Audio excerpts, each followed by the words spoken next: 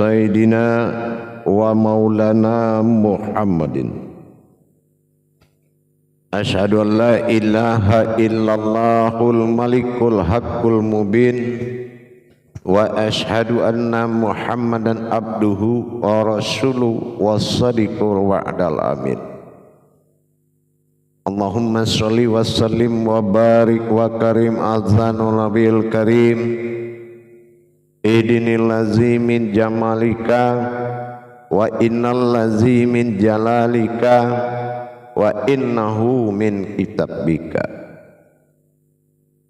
wa tahirin wal mujahidina amma ba'du ibadullah wa ittaqullah.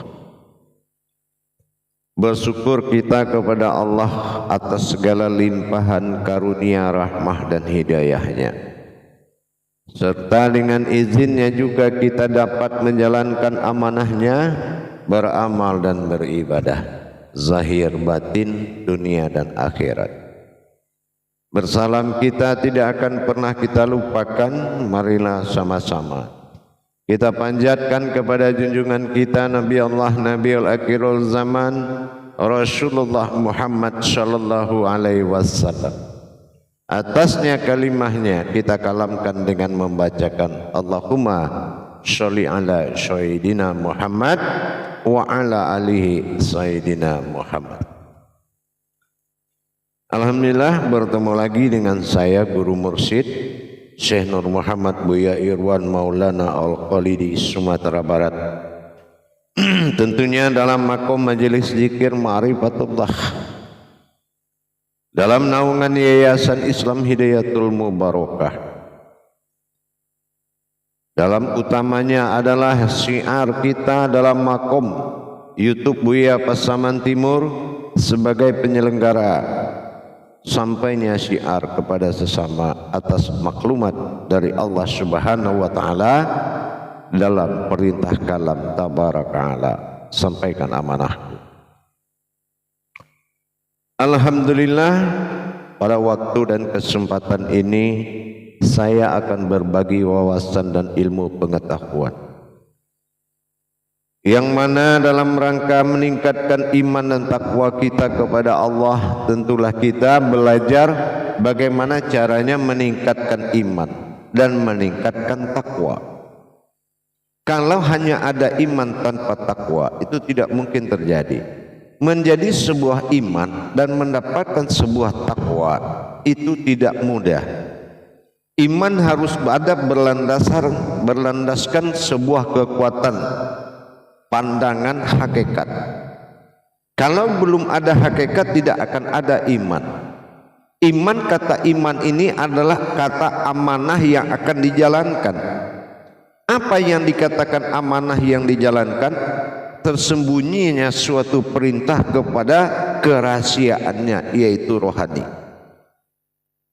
Amanah ini adalah bisikan indah dari Allah yang akan menjadi kekuatan dalam penyampaian pekerjaan ibadah kepadanya. Jalan kerahasiaan yang diamanahkan oleh Allah adalah hakikat yang disembunyikan dalam perbuatan syariat. Kalau kita memaklumkan ada perintah syariat, berarti ada makna yang terkandung di balik itu. Laksana satu ekor burung dara menyampaikan sebuah surat di zaman Nabi. Nabi tidak melihat burung daranya, tapi Nabi melihat apa berita yang akan disampaikan. Itu namanya amanah. Jadi kalau kita ingin mendapatkan amanah yang dirahasiakan, maka kita harus belajar bagaimana melepaskan atau melewati masa lau mahfuz atau masa nyata. Masa nyata yang dimaksud di sini adalah menikmati dan menjalankan makna atau hakikat yang diperintahkan. Kalau kita belum mampu menjalankan hakikat yang diperintahkan, ini belum dikatakan namanya ibadah. Nah, Seperti yang saya sampaikan selama ini, ibadah itu adalah marhalah muqarabah, perbuatan rohani. Contohnya sholat. Sholat itu perintah Allah dalam Islam. Tetapi perintah yang dimaksud di sini apa? Hayya 'alas sholah. Dengan adanya jaminan hayya 'alas sholah, bagaimana ini tidak berhubungan kita dalam masa dan waktu sehingga berkekalan dengan Allah. Tetapi setelah kita lakukan dengan amalia itu terputus. Apa mungkin hubungan kita dengan Allah terputus? Yaitu berhubungan dalam perintah syariat atau waktu. Nah, di sisa-sisa waktu di mana letak ketuhanan dan keumatan? Bukankah Allah Rabbil Alamin menguasai di sekalian alam? Baik alam pikiran, alam hati, alam hayat, alam kudrat, alam akal. Ini berarti kita tidak memahami nilai hakikat yang ada di dalam maksud sholat tadi. Kita hanya baru berpengalaman dalam bidang pelaksanaan infa'alus sholat. Baru hanya memiliki pengetahuan mengerjakan, belum mendirikan. Laksana kita melaksanakan akad nikah dengan perkawinan.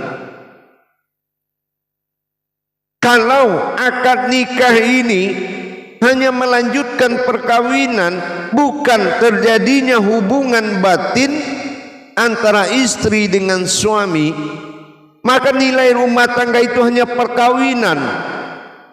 Tidak ada hubungan hati, tidak ada hubungan batin, tidak ada hubungan rasa, tidak ada hubungan perasaan. Kenapa? Karena nikah ini hanya dijalankan secara syariat. Sama dikala kita melaksanakan ibadah. Apakah ibadah ini hanya pas pada waktu dan bubar pada waktu? Ini kembali kita melihat kedudukan ilmu kita, ilmu amal dan ibadah kita tadi. Ini yang dikatakan nilai hakikat. Jadi kalau nilai hakikat kita tidak mencapainya, maka terputuslah aqaidul iman kita. Perhatian dan merasa diperhatikan ini akan hilang. Laksana hanya sebuah makhluk hidup melaksanakan tugasnya menyembah Tuhan yang kosong. Kalau hanya berbekal dari perintah, tunduk kepada aturan syariat, berarti syariatmu belum mengantarkan kamu kepada hakikat. Maka terputuslah hubungan rasa, karena hakikat melahirkan rasa. Jamaah yang dirahmati Allah, kaum muslimin dan muslimat dimanapun berada, rahimakumullah. Dengan kita berpikir dengan hati nurani kita, apa iya seperti ini yang dikatakan bertuhan?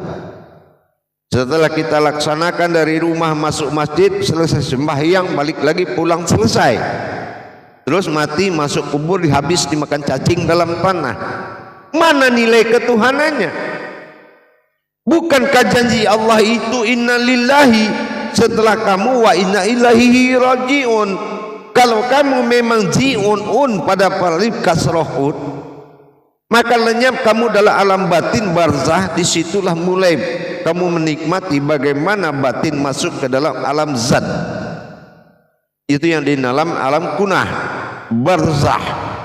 Ba awalnya belakang zat, ba batin bara'a. Tidak ada nilai keumatan kita kalau kita tidak mengerti hakikat di balik semua ini, yaitu amanah. Kalau disuruh melakukan rakaat, amanah yang ada di dalam rakaat apa? Kalau disuruh melakukan pandangan, Amanah dalam pandangan apa? Kalau dilakukan berkodrat, amanah yang ada dalam kodrat diri ini apa? Kalau memang ini amanah, benar-benar kita dapati hakikat dari segala perintahnya. Ini yang dikatakan akhir dari amanah itu apa? Akhir dari amanah itu ya ayyuhallazina amanu. Aman. Aman itu aminun amanah. Amanah itu imana aman. Jadi orang yang mendapatkan amanahku maka amanlah dia. Aman itu bukan arti aman sejahtera. Bukan aman sejahtera. Tetapi aman yang dimaksud dalam hukum hijaiyah adalah am dan an. Huruf sangat diperhitungkan oleh Allah. Tidak hanya kita lakukan memperhitungkan ayat tanpa mengenal huruf. Tidak memperjuangkan dan membesarkan ayat tanpa mengenal huruf. Karena ayat berasal dari huruf. Maka sangat dinilai oleh Allah dalam surat Al-Mu'minun. Al-Mu'min itu afqalala fil mu'minin. Beruntunglah orang-orang yang berilmu. Keberuntungan inilah yang akan dicari. Beruntung di akhirat maka mendapatkan hidayah, karomah, rezeki, nikmat di dunia dan akhirat. Tapi kalau kalah kita dalam menjalankan hakikat, ancamannya penderitaan, kesengsaraan, kemiskinan dan kebodohan. Kesengsaraan, penderitaan, kemiskinan dan kebodohan inilah yang akan menjadi pakaian kehidupan dan akan menjadi hidup di dalam diri. Tapi kalau kita sudah bisa mendapatkan kebenaran Allah di dalam makna yang berkodrat hakikat, maka inilah yang dikatakan keberuntungan. Makanya hilanglah keraguan-raguan kita. Zalikal kitabul la raiba fihi hudal lil muttaqin. Orang-orang yang bertakwa itu tidak ada keraguan-raguan bagi dia kepada Alkitabnya Allah. Maksud dari Alkitabnya Allah adalah dirinya sendiri, Kitabullah. Kalau dia ragu dengan keberadaan dirinya yang berhubungan dengan Allah, tidak dia kenal apa hakikat yang berhubungan di balik dirinya semua, tidak mungkin dia bisa melihat zahir kalau tidak ada yang menumbuhkan zahir itu. Kalau dia tidak merasa sebagai orang yang menerima amanah, diamanahkan zahir, maksudnya apa? Apa amanah di balik itu? Diamanahkan rohani, apa yang ada di balik itu? Apakah kita melihat zahir itu tetap zahir? Apakah melihat batin itu tidak terlihat?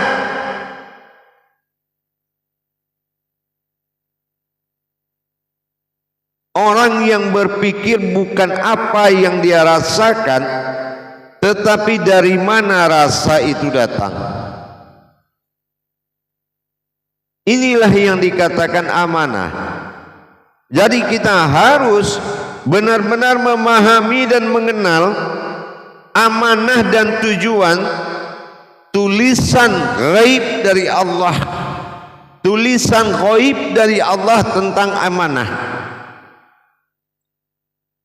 Itu hanya orang-orang yang berilmu yang bisa memahami. Maka dikatakan Al-Quran itu milik orang-orang yang berilmu.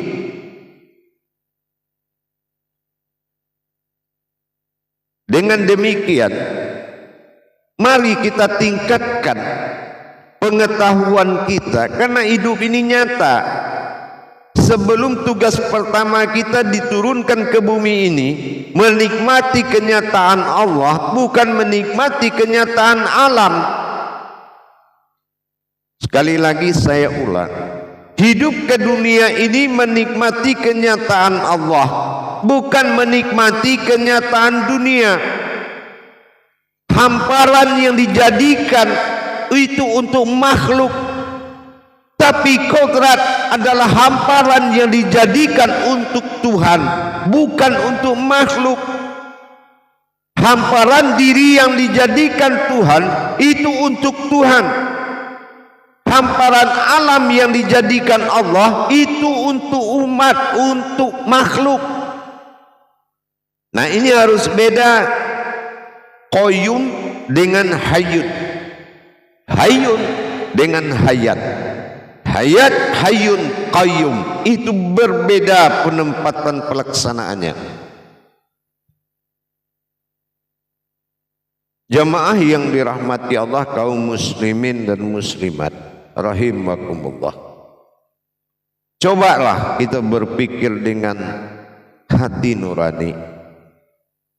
Puaskah kita dengan hanya mengerjakan? Kalau hanya mengerjakan itu, sedikit saja ada kekuatan lain mengganggu, yang namanya mengerjakan atau ifa'alus itu akan kalah.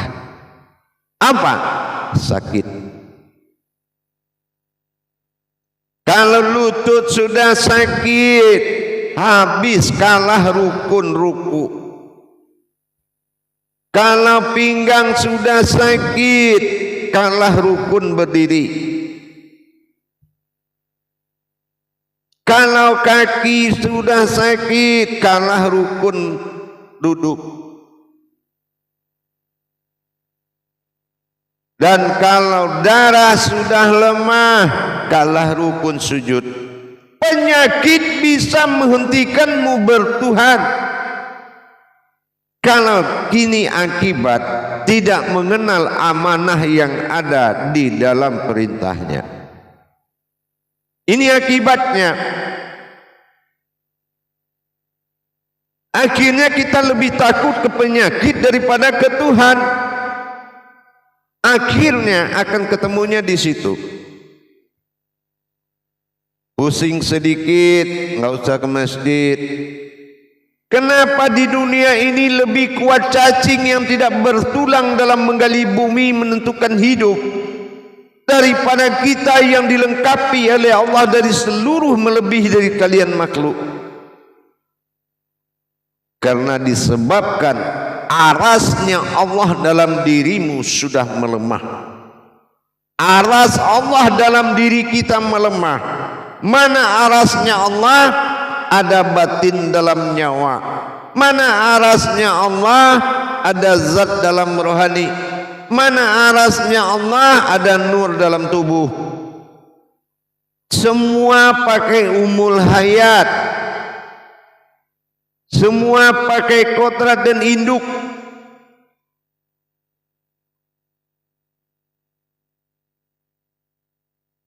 Jamaah yang dirahmati Allah, kaum muslimin dan muslimat. Dengan usia kita sekarang, saya yakin yang menonton YouTube saya ini adalah orang yang matanya sudah mulai ditarik oleh Allah untuk melirik kepada kebenaran. Berapa tahun sudah kita nikmati hidup, kehidupan dan yang menghidupkan. Kalaulah seandainya Allah bertanya kepada yang hidup, apakah dia sudah tahu yang menghidupkannya? Kalaulah Allah bertanya seandainya kepada kehidupan, sejak aku beri akal kepadamu, sudah berapa orang yang benar? Sejak aku memberikan iman kepadamu, sudah berapa orang yang ingin beribadah kepadaku? Sejak aku memberikan ilmu kepadamu, sudah berapa orang yang kenal dengan aku? Atau sumum bukmum uyum pahum layar jiun, sudah menjangkit di tubuh kita. Berarti Allah sudah murka. Yang berwujud kepada kemanusiaan bukan manusia khusus yang diciptakan. Makanya mengenal diri adalah mengenal Tuhan. Karena tidak ada penciptaan khusus kepada sebuah kodrat, tetapi penciptaan perjalanan kodrat kepada unsur kemanusiaan. Inilah kata insan. Insan memang bahasa mana? Tidak ada bahasa daerah mengatakan diri ini insan kecuali bahasa Allah. Diawali oleh akhir alif, diawali oleh alif. In datang, alif kasroi hayat, sin nas nur, an adalah batin. Itulah anas, insan.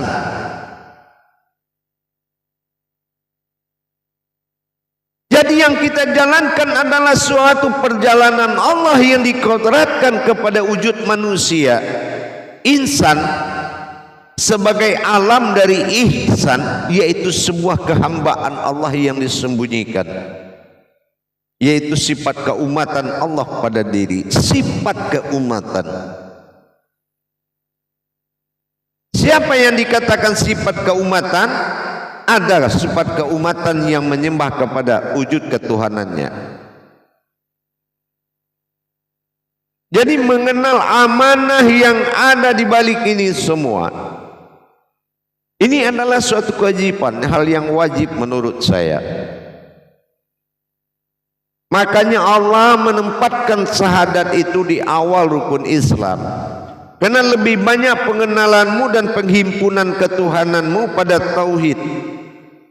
Tauhid ini dikatakan dia tauhidin, ini sudah menyatakan perintah memastikan kepada keumatan dan perintah memastikan tentang Tuhan. Dengan hukum-hukum tauhid, syahadat, syahadah ahad. Syahadat menyatukan, syahadah langsung, ahad menjadi satu. Ini yang dikatakan bertuhan, menjadi satu, bukan mendekat kepada yang satu. Masa insan adalah keadaan, masa Tuhan adalah keadaan. Ini yang dikatakan wal asri innal insan. Metode seperti ini gurunya sudah mulai berkurang jauh. Yang mengajarkan kita bertuhan dengan tingkatan kerohanian, pemecahan syahadat kepada tajalli rohani, mencari gurunya jadi susah.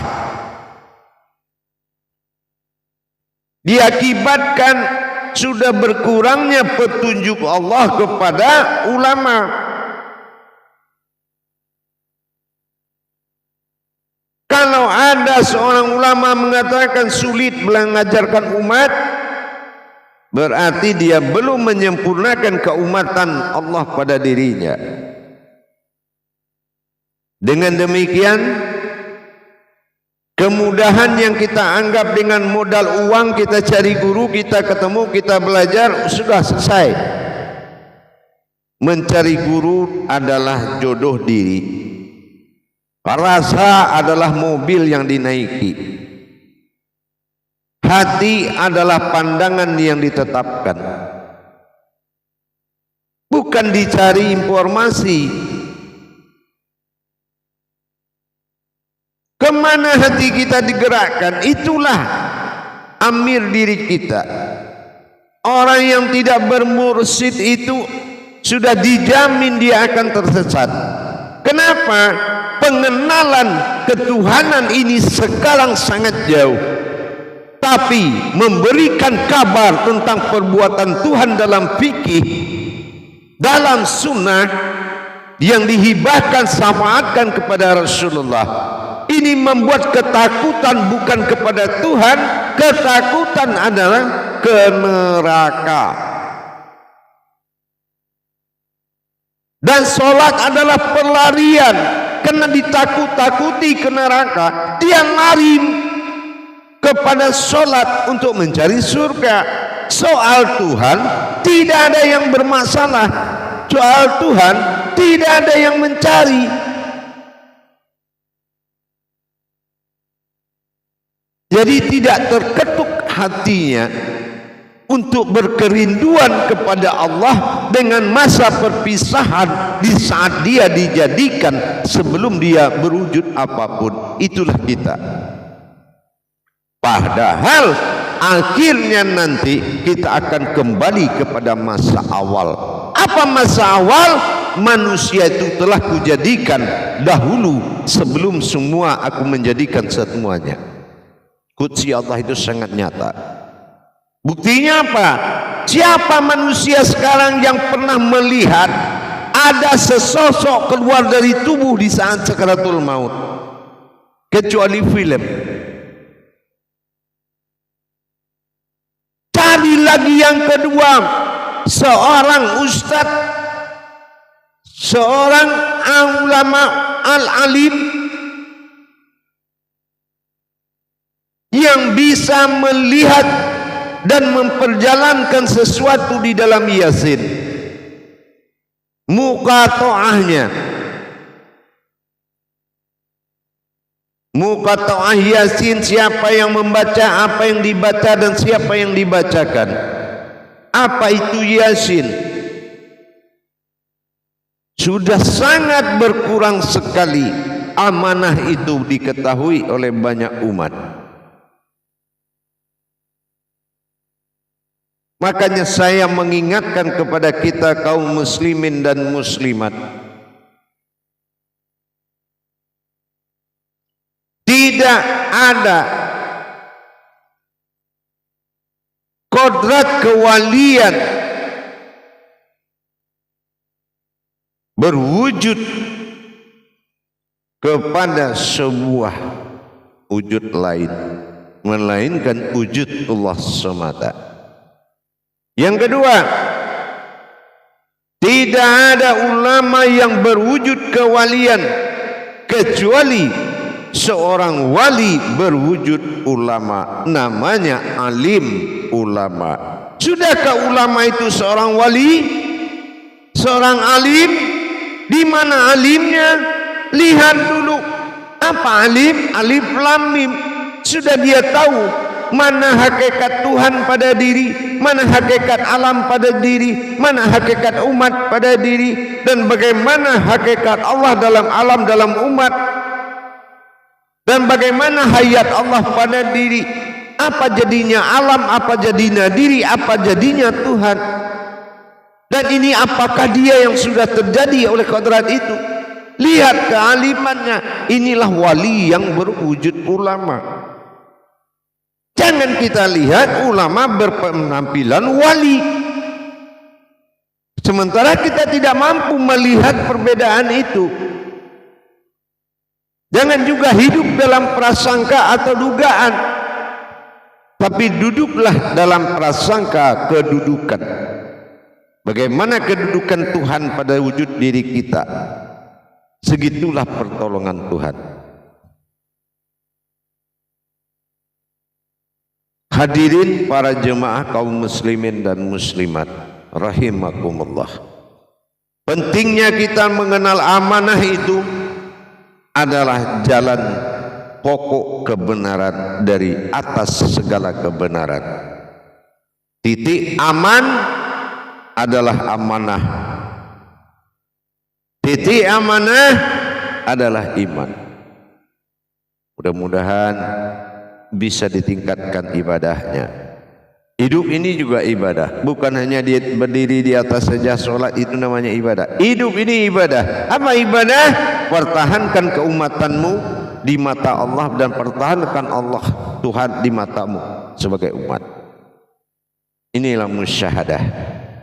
Mudah-mudahan bisa dipahami dan mari kita tingkatkan berbagi ini. Bagi para hadirin dan jamaah, para kerabat dan sahabat dimanapun berada,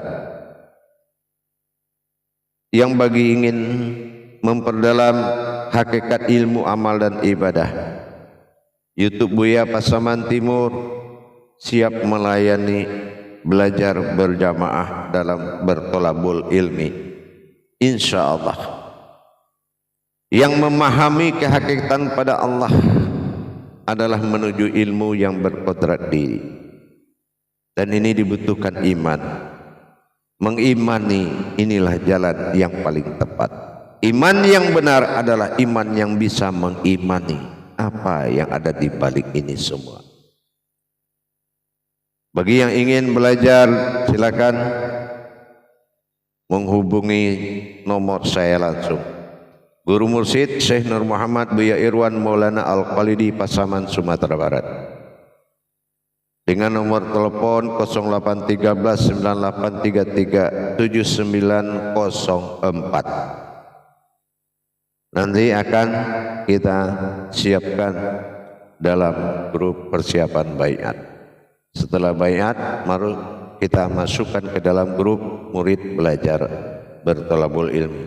Grup murid belajar dan mendapatkan pelayanan belajar seminggu sekali. Mudah-mudahan kita adalah umat yang sama. Kelebihan bukanlah untuk merendahkan orang lain, kebisaan bukanlah untuk merendahkan orang lain. Semua adalah pertolongan Allah kepada kita. Barakallah ya Karim ya Rahman ya Rahim. Saya Guru Mursyid Syekh Nur Muhammad Buya Irwan Maulana Al-Qalidi, Pasaman, Sumatera Barat. Akhirul kalam, wabillahi taufiq wal hidayah. Assalamualaikum warahmatullahi wabarakatuh.